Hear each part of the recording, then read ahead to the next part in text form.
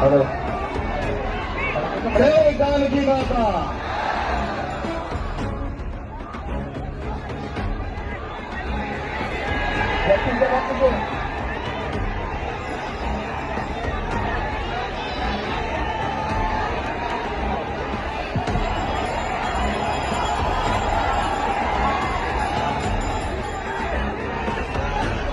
आजको यस भव्य कार्यक्रममा उपस्थित रहनुभएका मधेसका तमाम आमा बुवा दाजुभाइ दिदीबहिनीहरू सबैलाई मेरो प्रणाम।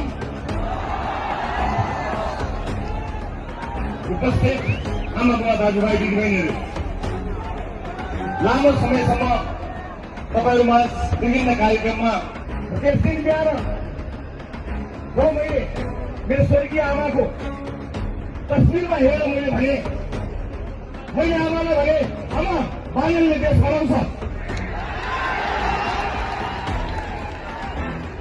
बालनले हाम्रो सपना पुरा गर्छ, यो भनाइको साथी मेरो श्रीमती छिन्।